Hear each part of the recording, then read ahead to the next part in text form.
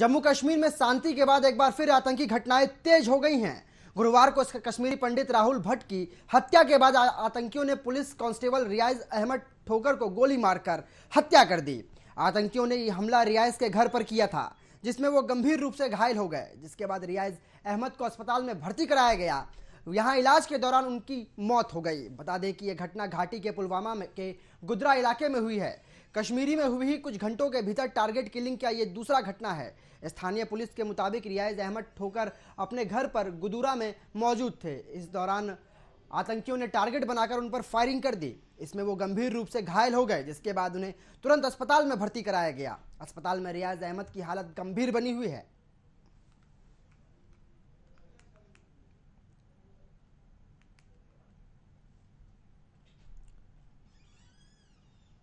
वहीं गुरुवार को कश्मीरी पंडित की हत्या के बाद सियासत गर्मा गई है। इस मामले को लेकर शिवसेना के सांसद संजय रावत ने केंद्र सरकार पर जमकर हमला बोला है। उन्होंने कहा है कि कश्मीरी पंडितों को घर वापसी की बात हो रही थी।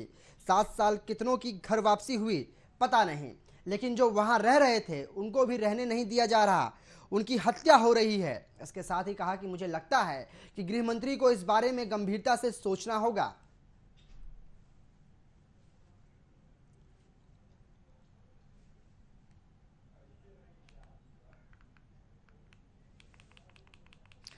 लगातार घाटी के अंदर कश्मीरी पंडितों को टारगेट किया जा रहा है और इस पर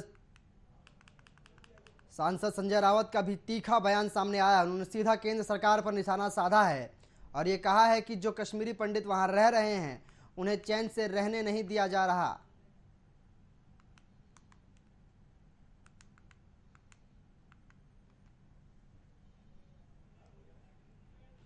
जम्मू कश्मीर में शांति के बाद एक बार फिर आतंकी घटनाएं तेज हो गई हैं। गुरुवार में को कश्मीरी पंडित राहुल भट्ट की हत्या के बाद आतंकियों ने पुलिस कांस्टेबल रियाज अहमद ठोकर को गोली मारकर हत्या कर दी।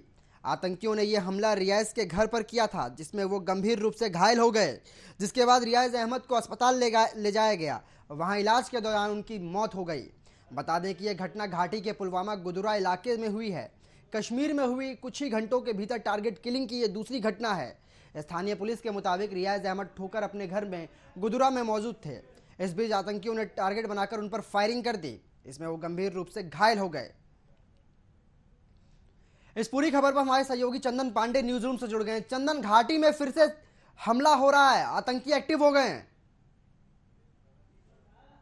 कायराना हरकत है वो उनकी हताशा और निराशा को दर्शाता है। आप देख सकते हैं कि जिस तरह से हॉरर किलिंग का मामला सामने आ रहा है। एक बार एसपीओ रियाज अहमद को भी हत्या कर दी गई, उसके बाद राहुल भट्ट की। तो ये दिखाता है कि आतंकी किस तरह से परेशान हैं, हताश हैं। लगातार केंद्र सरकार के एक्शन के बाद से आतंकी बौखलाए हुए हैं और सेना का जो ऑल आउट ऑपरेशन चल रहा है उसके बाद से आतंकी और भी हताश हैं। लगातार सेना हिजबुल हो या लश्कर तैयबा के जो टॉप कमांडर हैं उनको मार गिरा रही है, ताकि जो घाटी में आतंकी घटनाएं हैं उसको कम किया जाए। लेकिन अब आतंकियों के लिए घाटी में ऑक्सीजन खत्म हो गई है, तो उसको दोबारा जनरेट करने के लिए वो ऐसी हरकतें कर रहे हैं ताकि जनता में जो है वो डर हो और उनके लिए वो एक जो संरक्षण की जगह थी घाटी में वो कहीं ना कहीं बरकरार है और लोग उनसे डरे और उन्हें अपने घरों में जो पनाह देने के सिलसिला चल रहा था उसमें कहीं ना कहीं अब कमी आई थी। लेकिन अब फिर से घाटी में आतंकी एक्टिव हो गए हैं और लोगों की हत्या कर रहे हैं। चमन,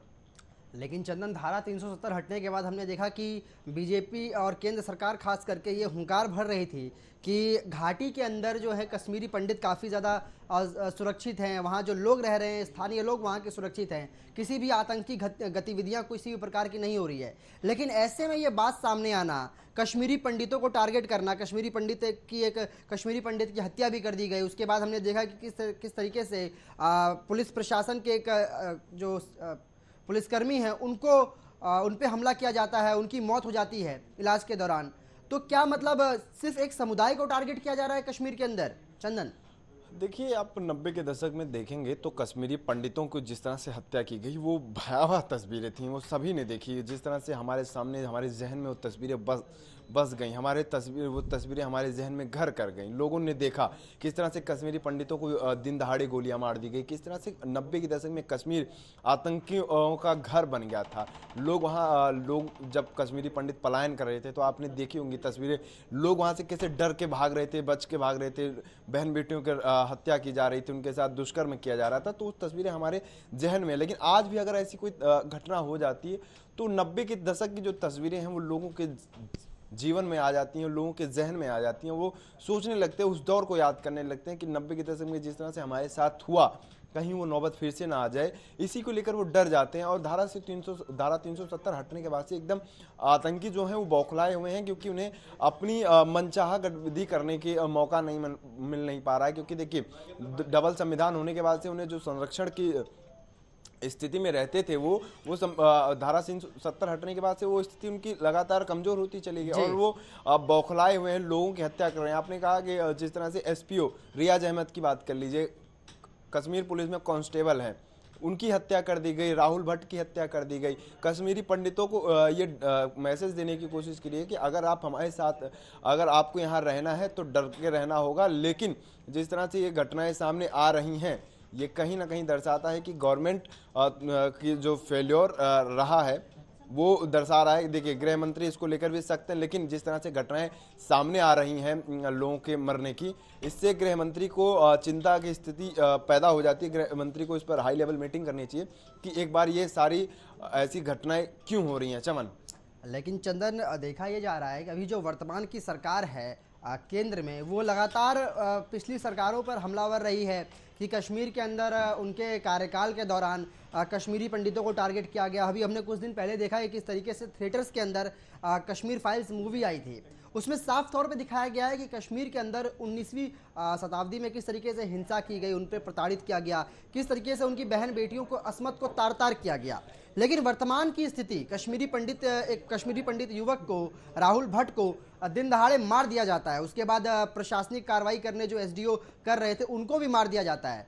लेकिन सरकार की तरफ से अभी तक कोई भी आदेश जारी नहीं होता है, प्रशासन की तरफ से कोई भी कार्रवाई नहीं की गई अभी तक। देखिए चमन, कश्मीर नीति को लेकर सरकारों का अपना अपना स्टैंड रहा। कांग्रेस की सरकार अपनी स्टैंड लेकर चलती रही, बीजेपी की सरकार अपनी स्टैंड लेकर चलती रही। अटल बिहारी वाजपेयी का अपना स्टैंड था कश्मीर नीति को लेकर, कांग्रेस का अपना स्टैंड है कश्मीर को लेकर, और मोदी का अपना स्टैंड है कश्मीर को लेकर। वो कश्मीर को किस तरह से हैंडल कर रहे हैं और उनकी मोदी के विजन में साफ साफ दिखाई पड़ता है कि कश्मीर को कैसे लेकर चलना चाहते हैं। कश्मीर को वो एक जो आतंकियों का गढ़ बन गया था उसको धीरे धीरे खत्म करना चाह रहे हैं, आतंकियों से मुक्त कराना चाह रहे हैं। इसीलिए धारा 370 हटाने की बात हो, चाहे पत्थरबाजी को कम करने की बात हो, चाहे कश्मीर में जिस तरह से आतंकी बढ़ रहे थे उनको कम करने की कोशिश हो, सेना को फ्री हैंड कर दिया गया कि आप अपने तौर पर फैसला ले सकते हैं, आपको किस तरह से काम करना है, सेना कैसे आतंकियों से निपटना है। तो ये सभी सरकारों की अपनी अपनी कश्मीर नीति रही। कांग्रेस पर बार बार ये आरोप लगता रहा कि कश्मीर नीतियों को लेकर जो कांग्रेस सरकार है वो लचर रही और कांग्रेस नीति को लेकर कश्मीर नीति को लेकर उसने कुछ खास काम नहीं किया। लेकिन मोदी की नीति में वही साफ दिखाई पड़ता है कि मोदी को कांग्रेस कश्मीर को लेकर एकदम साफ तौर पर उनकी विजन जो है वो स्पष्ट है और वो चीज़ों को लेकर सही तरीके से काम करना चाह रहे हैं। लेकिन जिस तरह से आपने कहा कि एसपीओ की हत्या कर दी गई, ये बेहद ही निंदनीय है। अगर किसी पुलिसकर्मी की हत्या कर दी जाए या किसी आम नागरिक की हत्या कर दी जाए, एक जान की कीमत बहुत होती है, उसके पीछे उसका परिवार होता है, उसके भाई बहन माँ बाप होते हैं। तो उनको अगर उसकी हत्या कर दी जाती तो एक उसके पीछे का पूरा परिवार जो है वो तबाह हो जाता है, लोग डर जाते हैं और एक की हत्या के बाद पूरे समाज में माहौल जो है वो डर का हो जाता है और लोग डर के मारे बचने की कोशिश करते हैं और उनमें जो हालात पैदा होते हैं वो सब हम देख ही चुके हैं। चमन, लेकिन चंदन, सवाल तो ये भी उठता है कि गृह मंत्री खुद हुंकार भरते हैं कि कश्मीरी पंडितों के लिए हमने ये कर दिया, हमने धारा 370 हटा दी, और उसके बाद इस तरीके की घटना और प्रशासन और सरकार की तरफ से कोई भी कार्रवाई नहीं की गई अभी तक। उसके बाद दूसरी तरफ आप देखिएगा कि किस तरीके से मतलब लगातार गतिविधियां जो हैं फिर से एक्टिव होती हुई नजर आ रही हैं, आतंकी गतिविधियां। घाटी के अंदर हम लोग देखते हैं रोज आतंकी आते हैं, सुरक्षा बल उन्हें घेराबंदी करते हैं, मुठभेड़ होती है, उसके बाद कुछ आतंकियों को मार गिराया जाता है, कुछ आतंकी भागने में सफल हो जाते हैं। प्रशासन और सरकार कोई ठोस कदम क्यों नहीं उठा रही है चंदन? देखिए चमन, आपके जहन में वो तस्वीरें होनी चाहिए जब कश्मीर को लेकर सेना को फ्री हैंड दे दिया गया, सेना ने लगातार ऑल आउट ऑपरेशन चला रखा है और कश्मीर में आतंकी मारे जा रहे हैं। तो ऐसा नहीं कहा जा सकता कि सरकार कश्मीर को लेकर एकदम लापरवाह है। अगर सरकार लापरवाह होती तो धारा 370 ही क्यों हटाती? अगर सरकार लापरवाह होती तो सेना को क्यों फ्री हैंड देती ताकि जो आतंकी उनसे निपटा जा सके? तो ये दिखाता है कि देखिए, जब कोई काम करने चलते हैं तो उसमें स्थितियां थोड़ी ठीक भी होती, थोड़ी बुरी भी हो जाती, परिस्थितियां विपरीत भी होती हैं, तो कभी अनुकूल भी होती हैं। लेकिन जब चीजें खराब होने लगे, जब ये हम साफ तौर पर केंद्र के ऊपर निशाना नहीं साध सकते कि हमने केंद्र ने कोई काम नहीं किया। केंद्र ने कश्मीर नीति को हमेशा से एक सही तरीके में लेकर रखा। जिस तरह से धारा 370 हटाई गई या आपने देखा होगा कि सेना को फ्री हैंड दिया गया, तो ये साफ तौर पर दिखाता है कि कश्मीर को लेकर सरकार जो है वो एकदम सतर्क है और कश्मीर को लेकर फूक फूक कर कदम रख रही है सरकार। और उसी के मद्देनजर अगर ऐसी कोई घटना है तो हाल अभी आप देखेंगे कि सेना को इस गश्त कर रही है, पुलिस भी इसके तलाशी कर रही है कि जिन आतंकियों ने इस घटना को अंजाम दिया है उनको कैसे मार गिराया जाए। उनको सर्च अभियान जारी है, उनको लेकर धरपकड़ की जो कोशिशें हैं वो लगातार जारी हैं। तो ये नहीं है कि सेना और पुलिस कोई काम नहीं कर रही। सेना और पुलिस अपने लेवल पे काम कर रही है। वो कैसे आतंकियों से निपटना है ये सेना और पुलिस को बखूबी मालूम है। चमन, तमाम जानकारी के लिए आपका धन्यवाद चंदन।